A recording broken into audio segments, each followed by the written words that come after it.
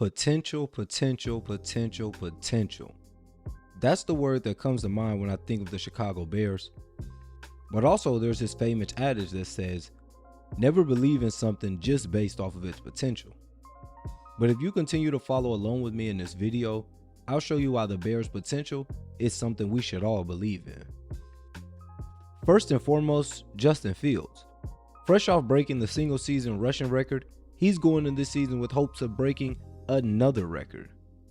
For 100 years, they've never had a quarterback to throw for 4,000 yards. Yeah. We believe you're going to be in Chicago for a long, long time. Will you break that record? I will. Plan on doing it this year too. Woo! Plan on doing it this year. Well, that's great news for Bears fans, because although it was amazing for them to watch Justin Fields make incredible plays like this all the time, it wasn't much fun seeing the final scores of those games. But even during all those losses, he was still making plays like this every weekend. The impressive thing about Justin Fields is that on plays that aren't designed runs, he was actually looking to pass before he would run. Take this play for example. Fields holds on to the ball for a good 4 to 5 seconds before the pressure gets back there, and if we pause it here, we see no receivers are open versus this man coverage. And that's often when Fields takes matters into his own hands and picks up 20 yards on a play that could have been negative or no gain.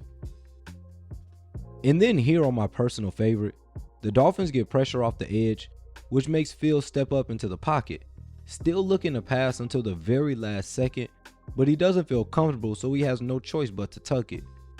But again, that's usually when magic happens, and Justin Fields takes this scramble 61 yards to the house. But we all know the talent that Justin Fields is. The interesting part about this team now is what they've done to put weapons around Justin Fields. And of course, that starts with DJ Moore. The Bears have revamped their roster in many positions, but none more important than wide receiver DJ Moore. Just last season, DJ Moore finished up with 63 receptions for 888 yards and 7 touchdowns.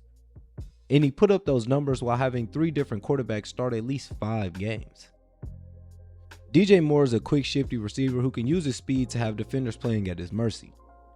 Moore gives his team a true wide receiver 1 who's capable of catching all types of throws from a quarterback and will often cover up some of Justin Fields' bad throws. But enough talk about his speed, I'll just show you his speed. Here he's lined up against Patrick Surtain, and you can see Patrick is already about 8 yards off of the ball, respecting Moore's speed. And as his ball is hiked, you can see Patrick Surtain opening his hips early, anticipating the deep route. But as soon as DJ Moore reaches the top of this route, he breaks down for this comeback route and creates just enough separation for the completion. And then here against Tampa, same play, different weekend. Here you can see the DB opening his hips when Moore is still about 6 yards away, anticipating the deep ball. And again, as soon as DJ hits the top of this route, he snaps it back for an easy completion on this deep curl. But my favorite play from DJ Moore is this touchdown catch, and it's because of a couple of reasons. The first reason is because the Panthers try to run a pick play here and create some space in this man coverage. But it fails because Tampa does a great job of not getting disconnected. But then the second reason is how DJ Moore shows late hands. DBs play through receivers' hands, so when they see a receiver getting his hands in the air to catch the ball, they start swatting at his hands. And DJ Moore does a great job of not showing his hands until the last possible second, so by the time the DB swipes, DJ's already in possession of the ball. And while we rave about the addition of DJ, there's no secret that Darnell Mooney and Chase Claypool certainly have to pick up their end of the bargain. But if you're a Bears fan, at least you know you'll have a reliable number 1 option just in case they don't show up. But a position that doesn't get talked about on this team enough are the running backs. And not the running game, including Justin Fields, but just the backs alone. And that's a shame because Khalil Herbert and the newly acquired Deontay Foreman will be among the best two-headed backfields in the NFL. Last season, Khalil finished with 129 carries for 731 yards and 4 touchdowns. And with things coming together for Deontay Foreman, he finished this season with 203 carries for 914 yards and 5 touchdowns. And when you cut the tape on over both of them, there are tons of similarities. Now that's up to you if that's a negative or a positive. But both backs are no-nonsense kind of backs, more similar to a Nick Chubb. Both backs put their foot in the ground and they go. And that's often why they can pull off big runs, is because they have no wasted movements. Here go a couple of examples. Here Deontay Foreman gets this stretch play to the left, but the Falcons do a great job of getting a push and closing that lane.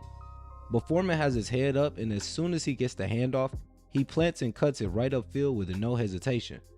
Before this defender can make a shoelace tackle, he's in for the touchdown. Meanwhile, Khalil Herbert is going to get this toss play to the right, but what happens is the Texans actually end up overplaying this pitch, and the linemen end up kicking out the defenders, which in return opens up this cutback lane, and Khalil plants and hits this hole for a huge 52-yard gain. Dante carried the ball 20 times or more 5 times, while Khalil did it once.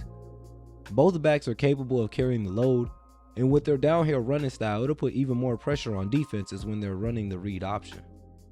The Bears ended last season with 3,014 total rushing yards, which was first in the NFL. So the only thing left to do is top their own record. But the Bears are sneakily stacked, so there will be guys I won't be able to cover offensively and defensively, like the signing of Robert Tonyan, or go in depth about how Chase Claypool and Darnell Mooney need to get better, or even the signing of TJ Edwards. This Bears team has finally done it. They've put weapons around Justin Fields, they've assembled a competitive defense, and I'm not saying they'll reach the NFC Championship or anything crazy like that, but I am saying they've certainly done enough to have us believe in their potential. And if you enjoyed this video, be sure to leave a part 2 in the comments if you'd like me to cover some of the players I missed, or just check this video out I have solely over Justin Fields. Peace.